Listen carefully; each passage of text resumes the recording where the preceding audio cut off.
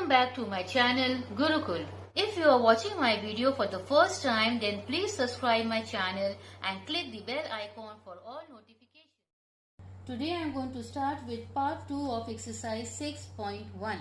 Now question number 4, it says if A is to B is equal to 5 is to 8 and B is to C is equal to 18 is to 25. So now we have to find A is to B is to C. अब ये quite similar है previous सम number 3 से, लेकिन थोड़ा सा different भी है. Different क्यों है हम आपको एक्सप्लेन कर देंगे. ये प्रोसेस देखिए मोरलेस वही है. A B B C मतलब दोनों रेशियो में B कॉमन है, लेकिन दोनों ही रेशियो में B का वैल्यू अलग है. तो सम नंबर 3 में हम लोग क्या किए थे, B में दोनों रेशियो में B का वैल्यू डिफरेंट था, तो हम लोग उसका इक्विवेलेंट लिए थे. टेबल्स में इजिली आ गया, 4 2 8. लेकिन यहाँ पे अगर हम लोग टेबल्स को देखते हैं तो 8 और 18 कभी पॉसिबल नहीं है. तो याद रखिएगा कि कभी अगर टेबल्स पॉसिबल नहीं है, उस कंडीशन में हम लोग एलसीएम निकालते हैं और उसके बाद हम लोग इक्विवेलेंट का प्रोसेस बढ़ाते हैं. तो चलिए शुरू करते हैं. So first we will take out the LCM. So LCM will be, LCM निकालेंगे 8 और 18 का, क्योंकि हमको बी को एक वैल्यू निकालना है बी का. वो हमारा हो जाएगा 72. अब a by b is equal to 5 by 8. ठीक है, पहला वाला. अब इसमें हमको क्या मल्टीप्लाई करेंगे, कौन से नंबर से, ताकि हमारा ये जो b का वैल्यू है वो नीचे हमारा 72 आए. नो डाउट 8 9 जा, उसी 9 को 5 से मल्टीप्लाई करेंगे तो हमारा हो जाएगा 45 by 72 is equal to 45 is to 72. अब हमारा नेक्स्ट रेशियो है b इज टू c, यानी कि 18 बाई 25. अब यहाँ b ऊपर है 18, तो 18 को कौन से नंबर से मल्टीप्लाई करेंगे ताकि हमारा यहाँ आंसर 72 आए इक्विवेलेंट करने के लिए. तो वो होता है 18 इंटू 4. सो डिनोमिनेटर को भी हम लोग 4 से मल्टीप्लाई करेंगे तो वही हो जाएगा 72 बाई 100. सो अब देखिए b का value in both the equation same हो गया. हम लोग को फाइंड आउट करना है a is to b is to c. a is to b is to c which is equal to, a का वैल्यू क्या है 45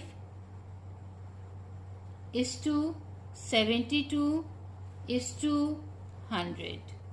question number 5, it says if 3a is equal to 2b is equal to 5c, then we have to find a is to b is to c.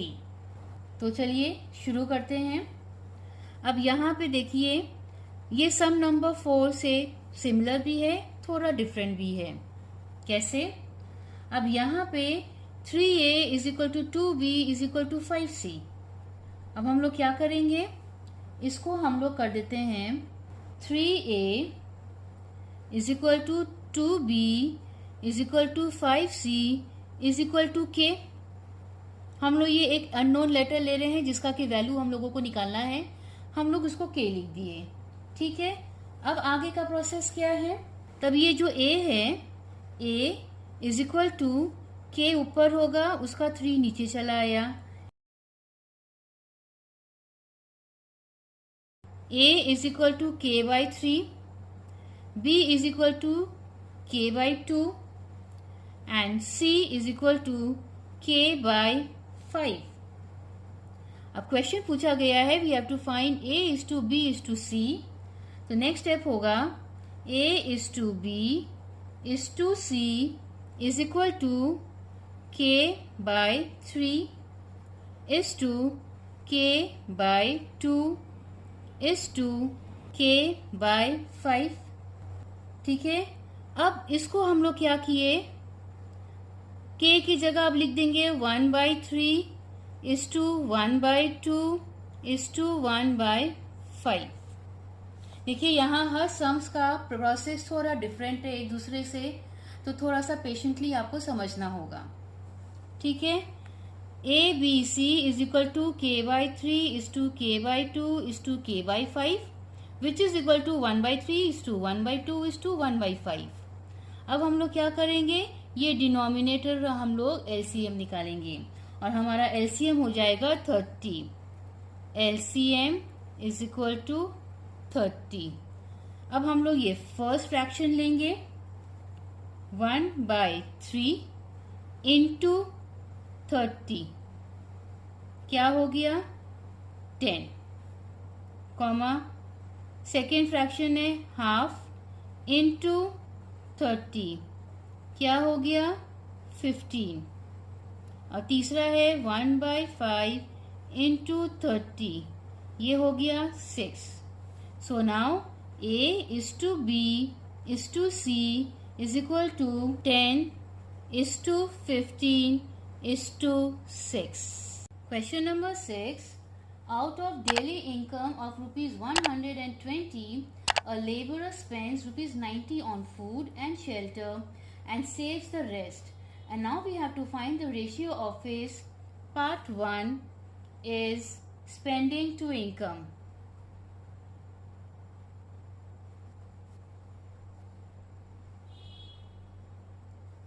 तो सबसे पहले जो भी information दिया है वो हम लोग लिखते हैं।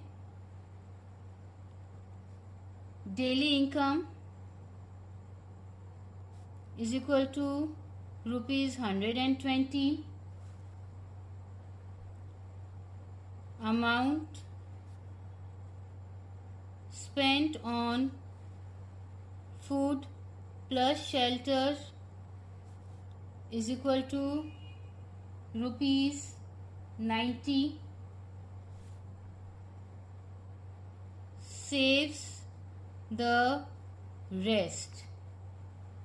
तो क्या बचता है, हम लोग इजीली कैलकुलेट कर सकते हैं। 120 माइनस 90, क्या बचा ₹30। ये है हमारा इंफॉर्मेशन।